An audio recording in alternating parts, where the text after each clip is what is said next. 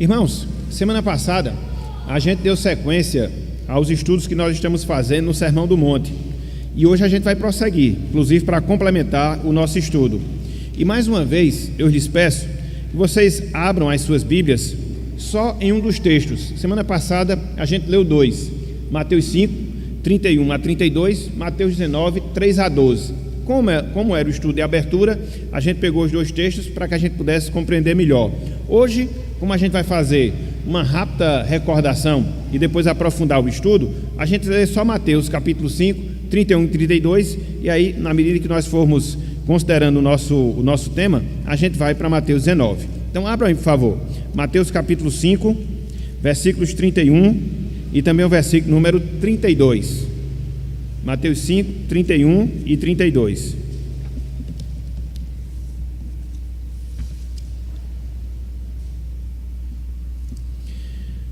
Todos abriram? Irmãos e irmãs, amigos e amigas, diz o seguinte a palavra do Senhor. Mateus capítulo 5, versículo 31 e também o versículo número 32. Também foi dito: aquele que repudiar a sua mulher, dê-lhe carta de divórcio. Verso de número 32. Eu, porém, vos digo: qualquer que repudiar a sua mulher, exceto em caso de relações sexuais ilícitas, a expõe a tornar-se adúltera. E aquele que casar com a repudiada, comete adultério. Até aqui, até o versículo 32. Que o Senhor nos abençoe e que Ele aplique a sua santa palavra aos nossos corações. Amém. Meus irmãos, minhas irmãs, o que foi que nós começamos a ver na semana passada? Conforme nós dissemos, a continuidade do Sermão do Monte, a continuidade do Sermão da Montanha, trabalhando de maneira específica aquilo que a gente chama de parte ética, propriamente dito, do Sermão do Monte. E o que é ética? É a moral das nossas condutas, é aquilo que pauta as nossas atitudes de acordo com aquilo que é certo, de acordo com aquilo que é correto. Então, Cristo, Ele também faz menção a esse aspecto no Sermão da Montanha.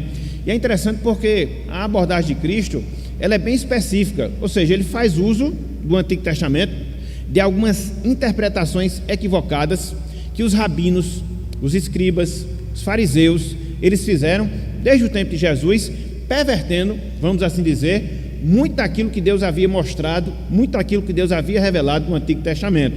Então Cristo, ele traz as coisas para os seus devidos lugares, e ele fala acerca do assassinato, ele fala acerca do assassinato, ele fala acerca do adultério, e aqui especificamente falando, ele vai tratar acerca do divórcio, que também era uma questão que existia lá no Antigo Testamento e que, repita-se, infelizmente havia sido pervertida pelos escribas, pelos fariseus, pelos anciãos.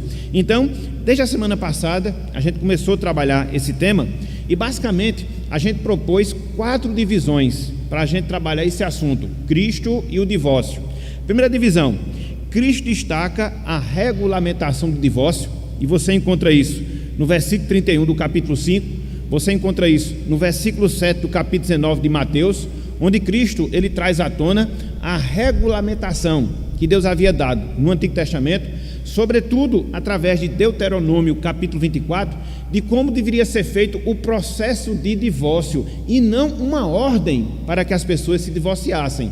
Esse, na verdade, era o grande equívoco dos anciãos, dos escribas e dos fariseus. Aquilo que era regulamentação de casos que acontecia, eles queriam transformar numa ordem divina para tal postura. Não. E a gente viu isso. Mas não só isso. Dentro da sua abordagem acerca do divórcio, Cristo, ele valoriza o casamento em detrimento justamente disto, ou seja, em detrimento do divórcio. E a gente vê lá em Mateus capítulo 19, baseado em Gênesis capítulo 1, capítulo 2, como Cristo, ele enalteceu a instituição do casamento, como de fato deve ser enaltecida. Por quê? Porque é uma instituição divina, ela se baseia em princípios fundamentais, tais como a questão da fidelidade, a questão de ser uma instituição indissolúvel, a questão de ser uma instituição divina. Então, ele usa esses recursos, esses princípios, para valorizar o casamento em detrimento do divórcio, porque, infelizmente, Essa era a postura. Infelizmente, esse era o comportamento dos escribas e fariseus. Eles estavam desvalorizando o casamento. E eles estavam dando muita ênfase a justificativas, a razões para se dar o divórcio. Não. Estava tudo pervertido. E mais uma vez, Cristo ele traz as coisas aos seus devidos lugares. Ao invés de enfatizar o divórcio, ao invés de enfatizar razões para se dar o divórcio, Cristo ele chama a atenção, Cristo ele valoriza a instituição divina do casamento. E aí ele trabalha dentro desse ponto, tanto em Mateus 5, como também em Mateus, capítulo 19. Hoje, meus irmãos, hoje, minhas irmãs, a gente vai seguir considerando os dois últimos pontos do nosso estudo, conforme nós propusemos na semana passada. A gente vai ver hoje, em primeiro lugar, Cristo justificando o divórcio, e em segundo lugar, a gente vai ver hoje, dentro do nosso estudo, dentro da nossa consideração, algumas prevenções, alguns remédios que nós devemos dar em relação ao divórcio, algo mais prático, para nos auxiliar nesse processo, sobretudo em virtude do contexto que nós vivemos, a exemplo de Cristo, onde muitas vezes não há essa valorização à instituição matrimonial, à instituição do casamento. Então, hoje, com a graça de Deus, a gente vai abordar esses dois últimos pontos, a justificativa para o divórcio, e a gente vai ver algumas prevenções, alguns remédios, para que assim a gente possa combater ou evitar o divórcio. Então, vamos lá, eu vou trabalhar o primeiro ponto de hoje, a justificativa que Cristo faz ao divórcio. Quando a gente concluir esse ponto, esse primeiro ponto hoje, a gente para os irmãos poderem considerar, perguntar, observar, e aí depois a gente segue, terminando assim a nossa lição. Então, em terceiro lugar, pegando o estudo da semana passada, e em primeiro lugar, hoje, o que é que a gente vai ver? Cristo justifica o divórcio. Cristo, ele justifica o divórcio. Abram aí, meus irmãos, Mateus capítulo 5. Você já está com a Bíblia aberta, né? No caso aí, versículo 32. Aí você abre também Mateus 19. Mateus 19, versículo 9. Já abram aí nos dois textos, porque depois de um a gente já vai ler o outro, ok? Mateus 5, 32, Mateus 19, 9.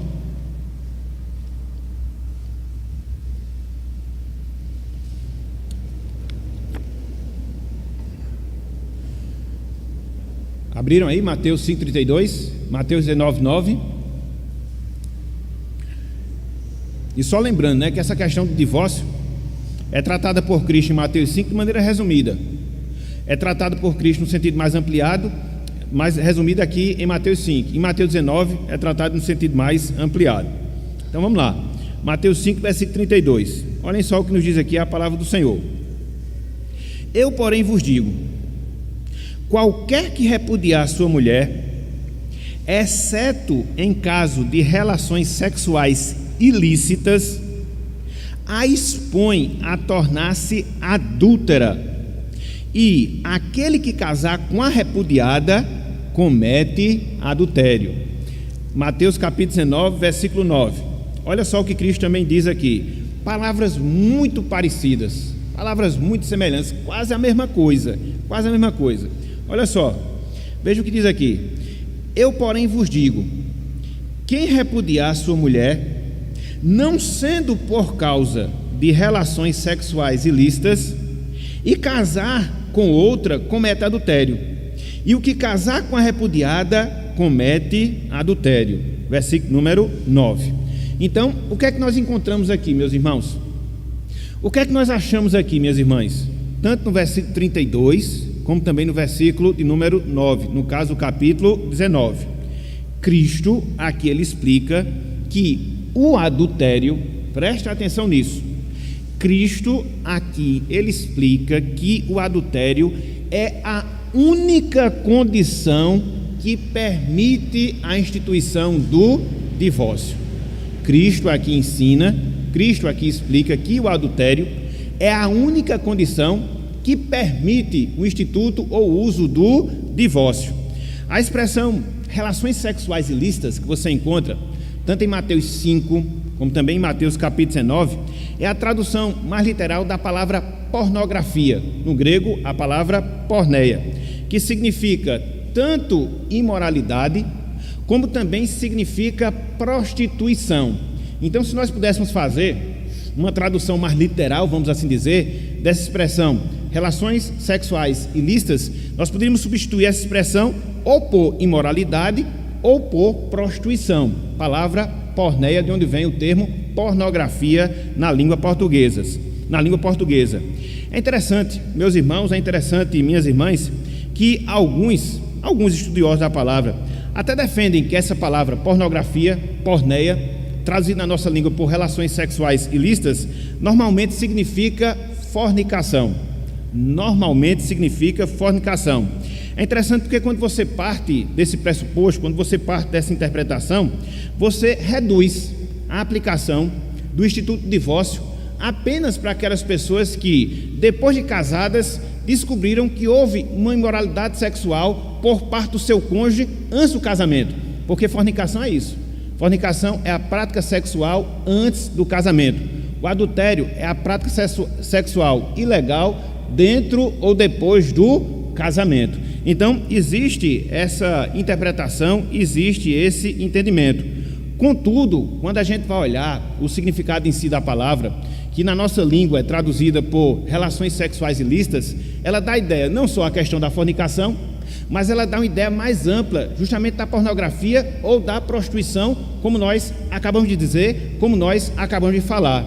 E é interessante porque quando a gente considera, por exemplo, a versão grega do Antigo Testamento, a gente vê essa palavra que aqui em Mateus capítulo 5, que aqui em Mateus capítulo 19, é traduzida pela expressão, deixa eu ver se passa aí, é traduzida pela expressão relações sexuais ilícitas, referindo justamente a isso, ou seja, referindo-se justamente ao adultério. É claro que é no sentido espiritual, mas a aplicação é a mesma. Vejam aí, por favor, Oséias, capítulo 1, livro de Oséias, capítulo 1.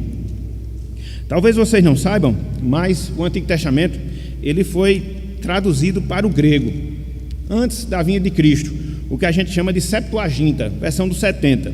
Então, dentro dessa tradução, que foi feita justamente na língua grega, a gente consegue fazer análise de determinadas palavras. E é interessante porque essa palavra aqui, que na nossa língua é traduzida por relações sexuais ilícitas, ela envolve fornicação, mas também envolve imoralidade, prostituição, adultério. E ela foi aplicada, mostrando a relação adúltera que infelizmente Israel teve com Deus, infelizmente Israel teve com o Senhor. Então isso amplia, conforme o ensino de Cristo, essa condição. Que condição? Para que haja divórcio, para que haja separação, tem que haver obrigatoriamente adultério. Pelo menos justifica-se que assim possa se fazer o divórcio. Então abram aí, Oséias capítulo 1, versículo 2. Oséias capítulo 1, versículo 2. E lembremos que o livro do profeta Oséias é justamente isso, né? Essa figura, sendo o Senhor o marido, sendo Israel a esposa das infidelidades que Israel havia cometido contra seu esposo, no caso contra o Senhor. Então é tratado dentro dessa perspectiva. Então veja, versículo 2, diz o seguinte: quando pela primeira vez falou o Senhor por intermédio de Oséias, então o Senhor lhe disse: vai, toma uma mulher de prostituições, aqui uma mulher de porneias, relações sexuais ilícitas, adultérios, e terás filhos da prostituição, porque a terra se prostituiu, desviando-se do Senhor. Então a palavra aqui prostituição tem que ter sentido, relações sexuais ilícitas, adultério, fornicação, no seu sentido mais amplo.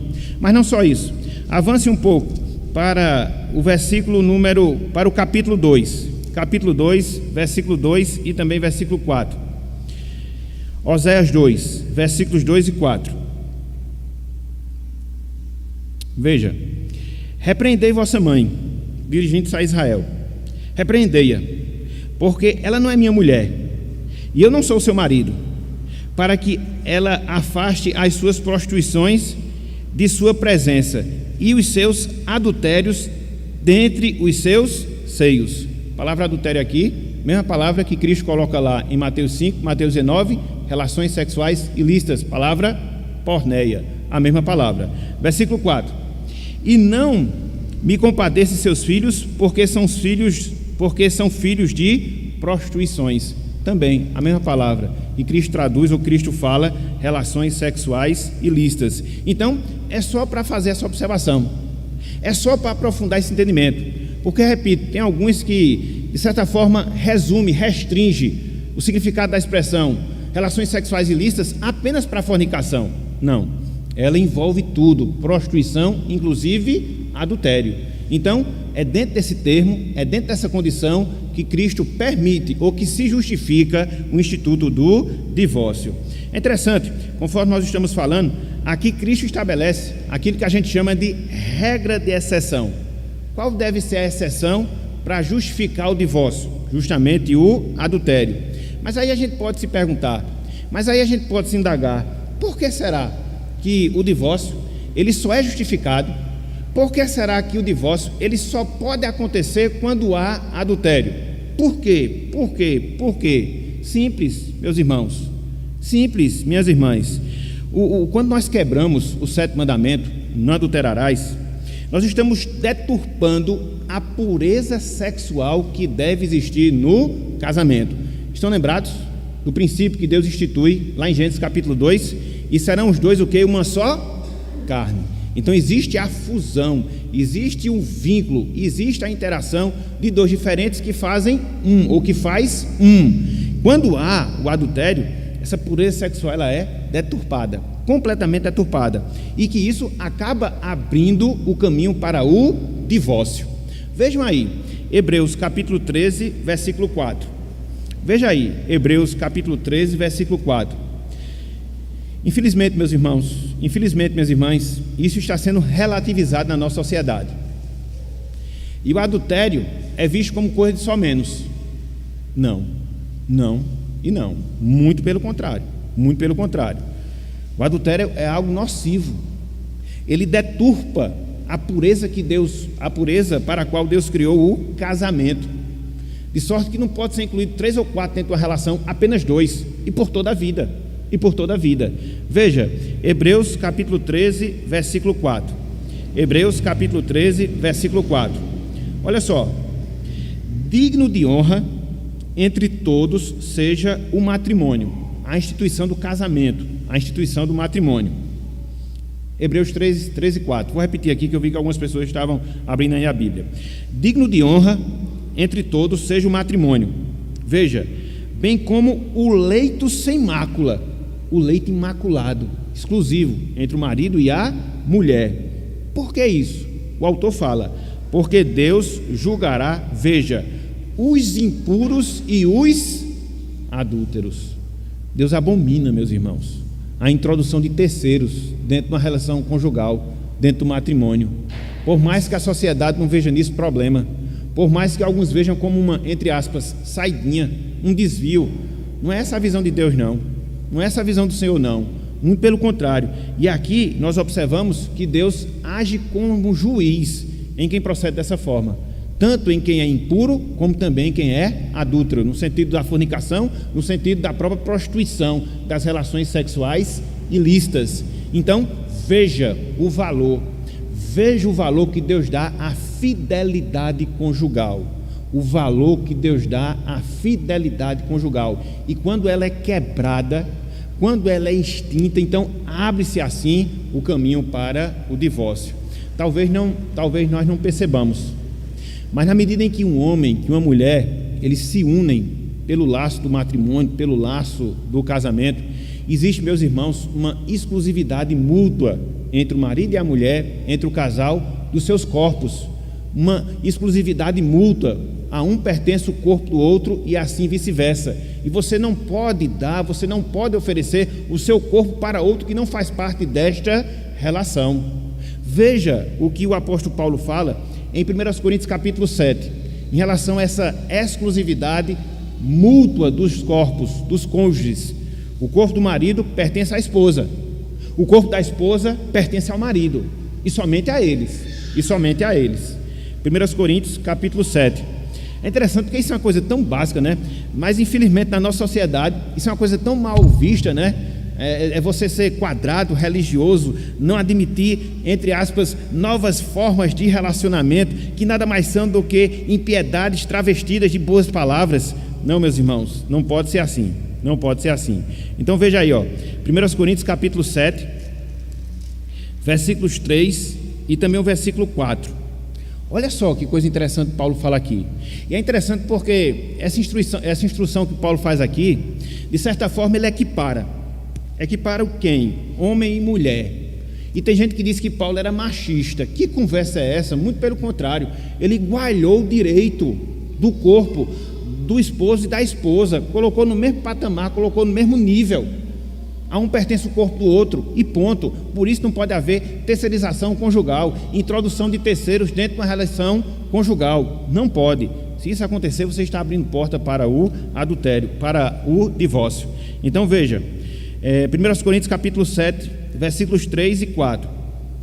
O marido conceda à esposa o que lhe é devido, e também semelhantemente a esposa ao seu marido. Veja agora, versículo 4. A mulher não tem poder sobre o seu próprio corpo, e sim o marido. E também, semelhantemente, o marido não tem poder sobre o seu próprio corpo, e sim a mulher. Então, quando você se casa, meu irmão, minha irmã, você dá o seu corpo ao seu cônjuge, e vice-versa. Veja que a relação ela é igual, é uma entrega mútua, e é exclusiva, é uma propriedade exclusiva que agora você dá ao seu cônjuge, da mesma forma que o seu cônjuge lhe deu. Então é dentro dessa base que Deus ele vê a questão matrimonial e a pureza sexual dentro da instituição do casamento. Então, dessa forma, meus irmãos, minhas irmãs, quando uma terceira pessoa é inserida numa relação matrimonial, quebra-se a condição de uma só carne, conforme nós falamos, para o casamento, de acordo com aquilo que Deus determinou lá em Gênesis capítulo 2. Logo, somente neste caso, e exclusivamente neste caso, é que o divórcio ele é legitimado. Como consequência, e aqui é uma aplicação direta, a parte ofendida dentro desse processo, ela fica liberada para o recasamento. É claro que dentro desse ponto, existem também várias visões. Eu aqui estou colocando a minha, diante daquilo que eu entendo pela palavra, porque na medida em que há um matrimônio, e um dos cônjuges, ele quebra os votos do casamento, sendo infiel, introduzindo outros na relação, então ele dá o direito à parte que foi ofendida de se recasar para assim reconstruir o seu lar. Por que eu falo isso? Por causa da regulamentação que existia no Antigo Testamento para os casos de adultério. Marlúcia até perguntou isso semana passada. Abram aí, Deuteronômio capítulo 22. Deuteronômio capítulo 22. Deuteronômio capítulo 22.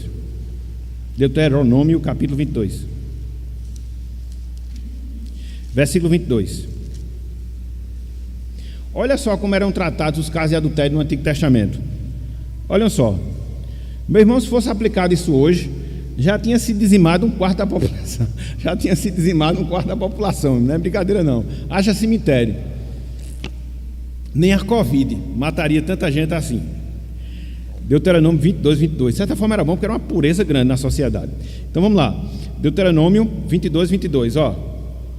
Se um homem for achado deitado com a mulher que tem marido, então, veja, ambos, os adúlteros, tanto a mulher como o homem, morrerão. O homem que se deitou com a mulher e a mulher assim, o homem que se deitou com a mulher e a mulher, assim eliminarás o mal de Israel. Então, na aplicação da lei do Antigo Testamento, o que acontecia com o adúltero e a adúltera? Morriam ambos. Hoje a gente aplica esse princípio? Não. Mas quando há o adúltero, ele morre. É como se ele morresse. E uma vez que ele morre, a pessoa que foi ofendida, a pessoa que foi traída, ela está liberada para casar novamente. Porque, em termos espirituais, ela já morreu com a quebra dos seus votos, com a sua deturpação sexual. Então, somente nesse caso é que se permite o exercício do divórcio. É interessante, meus irmãos, que sobre essa regra de exceção, o Dr. Martyn Lloyd-Jones, ele afirma o seguinte, eu achei muito interessante essa afirmação de Martyn Lloyd-Jones acerca disso. Olha só, vou abrir aspas para ele.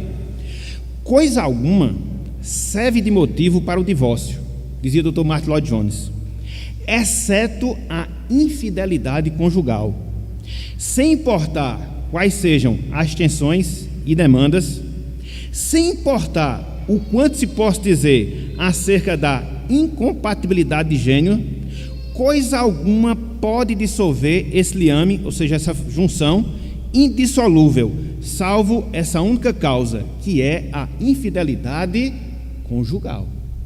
Porque hoje se procura justificativa para tudo, né? Não amo mais. Como é, Marisa?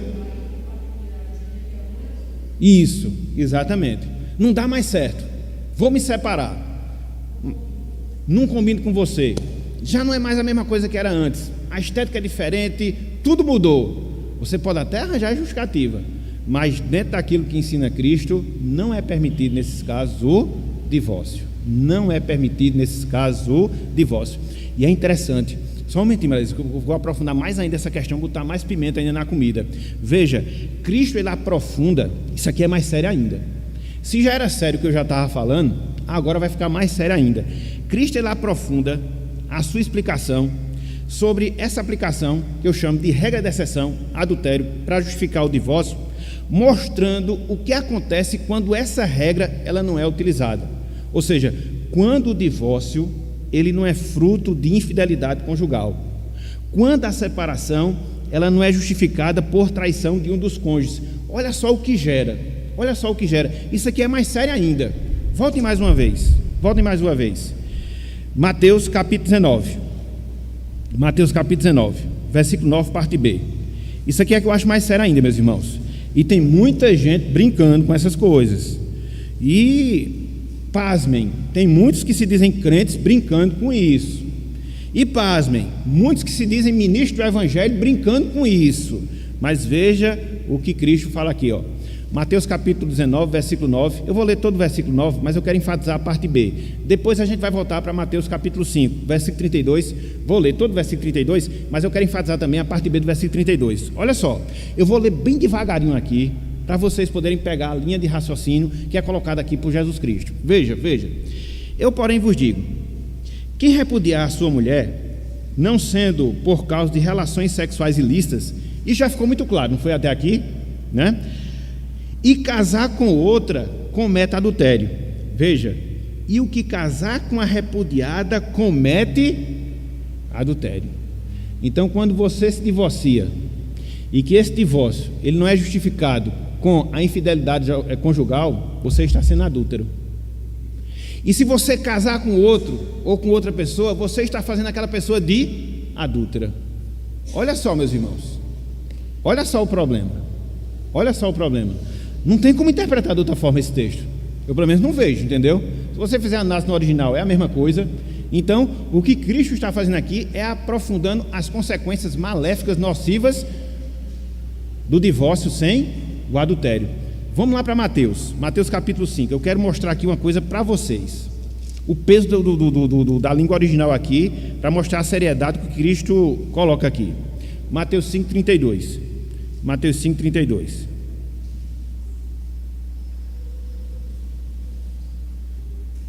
Olha só o que Cristo diz aqui, ó. Eu, porém, vos digo: qualquer que repudiar sua mulher, exceto em caso de relações sexuais ilícitas, a expõe a tornar-se adúltera. Veja, a expõe a tornar-se adúltera. A ideia da palavra aqui, expõe, é de a entrega para que ela possa se tornar adúltera. A ideia da palavra expor aqui é você entregar. Então é como que você soltasse o seu cônjuge, você entregasse o seu cônjuge para que ele se tornasse adúltero através de um recasamento que não foi fruto de um divórcio por relações sexuais ilícitas. Aí Cristo completa: e aquele que casar com a repudiada comete adultério. A mesma coisa, o mesmo ensino de Cristo lá no versículo 9.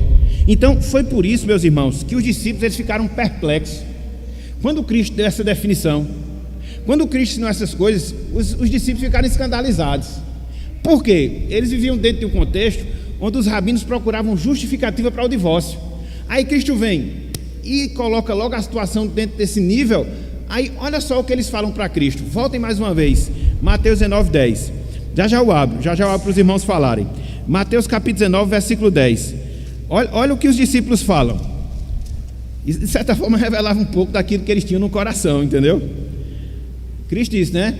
A não ser por relações sexuais ilícitas, Se não for, quem fizer assim estará adulterando, estará fazendo outro de adúltero. Olha só o que os discípulos falaram no versículo 10. Disseram-lhe os discípulos: se é essa a condição do homem relativamente à sua mulher, não convém casar. Olha mesmo, eles queriam arranjar motivo para divorciar. Mas assim, Senhor, eu não vou casar. Se é para ficar preso o resto da vida, somente divórcio, separar, então eu não quero casar. Olha só o coração dos discípulos, meus irmãos. Aí Cristo vai e retruca. Cristo, ele não abre mão não. Ele é muito enfático, entendeu? Ele não negocia princípios não. Versículo 11, olha o que Cristo diz. Jesus, porém, lhes respondeu: nem todos são aptos para receber este conceito, mas apenas aqueles a quem é dado. Então, nem todo mundo foi feito para ter uma visão e um comportamento de casamento conforme aquilo que Cristo ensina. Nem todo mundo. Por isso que você percebe e você encontra aí várias aberrações nesse sentido, porque nem todos são aptos para enxergar e se comportar dentro do casamento, dentro dessa perspectiva, dentro dessa visão. E na sociedade na qual nós vivemos, aí é que esse conceito está distante da realidade. Basta nós vermos os artistas, basta nós vermos as celebridades. É um casa separa, adultério em cima de adultério, adultério em cima de adultério. Então, eles não são referência para nós. Eles não são referência para nós. E a gente tem que ter cuidado com isso, meus irmãos. A gente tem que ter cuidado com isso. Inclusive, eu estava até falando com o pessoal lá em casa em relação a isso, né? Hoje você vê essa questão mesmo da ideologia de gênero sendo tão propagada. É filme, é propaganda, é uma coisa, é outra. Isso nada mais é do que a intenção de Satanás de colocar esses conceitos errados no nosso coração, para que a gente perceba que não existe nada de errado nele. E eu pergunto a vocês, quando se trata da questão de infidelidade conjugal, não é também a mesma coisa? O que é que Hollywood faz na maioria dos seus filmes? O que é que as novelas fazem na maioria delas, se não na sua totalidade? Dificilmente você não vai encontrar numa novela alguma coisa relacionada com infidelidade. E é interessante, né?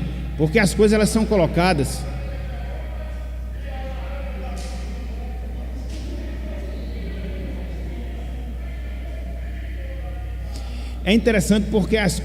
elas são feitas de maneira muito orquestrada. Quando você vê aí realmente, quando você vê nas novelas, por exemplo, você sempre observa, né? Aquela mulher que é cruzeta, que é casada com um determinado homem, e aí ela é bem opressora, e aí aquele homem muitas vezes no trabalho conhece uma mulher que é mais bonita, mais jovem, que é bem delicada, bem educada, aí pronto, justifica a infidelidade, porque é sempre essa visão do casamento torta. Então isso é colocado, em filmes, novelas. Daí o cuidado que a gente deve ter da gente associar a nossa ética à prática. Eu sei que é difícil, inclusive eu estava falando com o pessoal lá em casa, sobretudo com as meninas. A gente às vezes fala contra, defende a questão daquilo que Deus fala em relação aos gêneros, e muitas vezes a gente assiste determinadas coisas que vai de encontro ao que a gente defende. É incoerência, meus irmãos, é incoerência. E quando a gente se expõe a essas coisas, de certa forma a gente está abrindo a nossa mente para aceitá-las como uma coisa que é normal. Isso serve para a identidade de gênero, isso serve para a infidelidade, isso serve para tudo. Então, cuidado que a gente deve ter com a nossa cosmovisão, para que a gente não separe a nossa doutrina, os nossos valores, daquilo que está dentro da nossa vida habitual, da nossa vida cotidiana. Então, qual é a regra de exceção? Onde se permite o divórcio, o adultério. Agora eu queria chamar a atenção para uma coisa. Essa regra de exceção, adultério, para justificar o divórcio, ela não anula, isso aqui que fique também muito claro, ela não anula a busca de reconciliação e de perdão. A regra de exceção, ela não anula a busca que a gente deve fazer de reconciliação e também o exercício que a gente deve ter em relação ao nosso perdão. Por que eu digo isso? Você tem ali uma relação conjugal, e aí por determinadas razões, determinados motivos, ela é quebrada, maculada, por causa de relações sexuais ilícitas. E aí você diz, então vou me divorciar, porque é o único recurso. Não. O divórcio justifica que você o faça. Mas, primeiramente, você deve fazer o que como crente? Buscar a reconciliação, buscar o perdão. É fácil? Não, é difícil. É difícil. Mas é nisto que a palavra de Deus ela coloca, em termos de condição, em termos de comportamento que nós devemos ter. Afinal de contas, meus irmãos, afinal de contas, minhas irmãs, nós também não éramos adúlteros em relação a Deus. Na verdade, muitas vezes nós não somos adúlteros em relação a Deus, de muitas vezes nos prostituirmos com outros deuses, de muitas vezes nos prostituirmos com o nosso trabalho, com o nosso lazer, com alguns comportamentos nossos, e a gente acaba maculando o nosso relacionamento com Deus. E o que é que Deus faz? Se divorcia de nós? Não. Ele busca a reconciliação, Ele busca o perdão. Então, se há isso na nossa relação espiritual, por que não deve haver na nossa relação conjugal? Olha só como Jeremias descreve a Deus. Abram aí, Jeremias capítulo 3, versículo 1. Dentro daquela visão, Israel é sempre retratado, pelo menos em boa parte, né, como aquela esposa infiel, que vai em busca de outros deuses, se prostitui com outras divindades, deixa Deus de lado. Mas olha só o comportamento que Deus tem com Israel. Isso aqui é interessante, meus irmãos. Isso aqui é interessante. Eu fiquei admirado quando vi esse texto aqui. Não tinha atentado para isso. É Jeremias capítulo 3, versículo 1.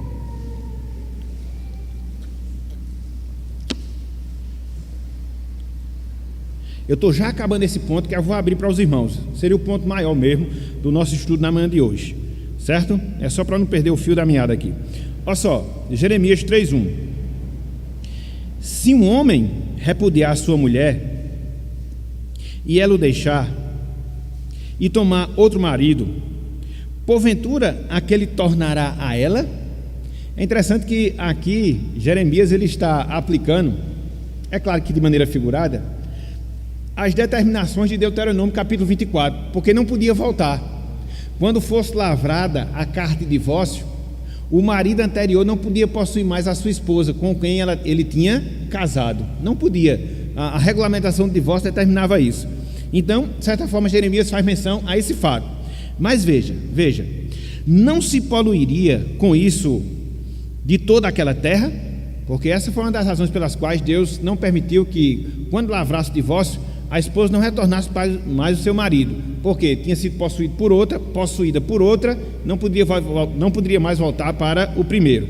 Então essa era a regra. Mas veja, ora, tu te prostituíste com muitos amantes, mas ainda assim torna para mim, diz o Senhor. Olha só o comportamento que Deus tem com Israel. Torna para mim. Mesmo Israel se prostituindo com vários deuses, com várias divindades, mas Deus busca Israel para o perdão. Deus busca Israel para a reconciliação. Então aqui serve apenas para ilustrar, né, esse comportamento que nós também devemos ter. Veja, o divórcio ele é justificado pelo adultério, mas isso não significa dizer que não deve ser aplicado o quê? A reconciliação e o perdão. Então cabe-nos, meus irmãos, cabe-nos, minhas irmãs, estabelecer a reconciliação, o perdão como prioridade para casamentos destruídos, destroçados pelo adultério. E como tem, meus irmãos, e como tem. Então, o nosso primeiro conselho, a nossa primeira iniciativa, quer seja se acontecer conosco, que Deus nos livre, quer seja se acontecer com alguém próximo a nós, é fazer o quê? Fazer aquela pessoa entender a necessidade do perdão, da reconciliação, caso haja disposição da parte que foi ofensora, porque às vezes não há. A pessoa trai, a pessoa é infiel e ela permanece na sua infidelidade. Isso acontece, mas em alguns casos há arrependimento, em alguns casos há tristeza. Então, por que não estabelecer esse vínculo? Por que não estabelecer essa condição? Afinal de contas, não foi isso que aconteceu conosco? A gente não foi perdoado por Deus? Deus não nos reconciliou consigo mesmo através da obra de Jesus Cristo? E eu me lembro muito daquela passagem lá de João capítulo 8, versículo 11, parte B, quando Cristo diz para a mulher adúltera: vá e não peques mais. Ele não desconsiderou o fato dela ter pecado. Infelizmente só foi levada ela, não foi levado o adulto, somente a adúltera. Mas dentro do conselho que Cristo deu, foi um conselho restaurador para aquela mulher. Vá e não peques mais. Vá e não cometa mais adultério. Porque é assim, meus irmãos, que o Evangelho trata. É difícil? É complexo? É às vezes contrário à nossa natureza, com certeza, porque ninguém gosta de passar por isso, ninguém gosta de vivenciar essas situações, mas é o recurso inicial que Deus ele dá a cada um de nós. Eu queria fechar aqui com uma citação de Crisóstomo. Crisóstomo, ele foi um dos líderes da igreja no quarto século, lá na igreja de Constantinopla. Ele falou o seguinte, olha só o que ele disse, abro aspas para Crisóstomo: pois aquele que é manso, pacificador, humilde de espírito e misericordioso, como poderia repudiar sua esposa? Aquele que está acostumado a reconciliar outros, como poderia discordar daquela que é a sua própria carne? Então, Crisóstomo fala justamente nesses termos, né? Então, se a gente é humilde, manso, misericordioso, pacificador, se a gente procura reconciliar o pecador com Deus, por que a gente não vai buscar a reconciliação com o nosso cônjuge, caso isso aconteça? Então, aqui, meus irmãos, aqui, minhas irmãs, fica definido aquilo que nós chamamos de regra de exceção. Quando é que deve haver o divórcio? Quando houver infidelidade conjugal, abrindo espaço assim para a parte ofendida se recasar, mas, em primeiro lugar, não esquecendo a necessidade de reconciliação e de perdão, conforme aquilo que nós encontramos no Evangelho. Então, é assim que Cristo justifica o divórcio. Ele não ordena, mas justifica o divórcio. Que Deus ele nos abençoe, que Deus ele tenha, e a gente tem que estar sempre renovando essa oração, misericórdia de nós, porque a Bíblia diz que aquele que vê que está em pé, cuidado que não caia. Então a gente tem que ter sempre esse cuidado e estar sempre aos pés da cruz, para que Deus possa estar nos abençoando e assim nos orientando dentro desse propósito, dentro desse caminho tão excelente, porém que existe também muito de nós, muitas responsabilidades, muitos compromissos, que é o casamento, a relação matrimonial. Então que Deus nos abençoe e que Ele aplique a sua santa palavra em nossos corações. Amém.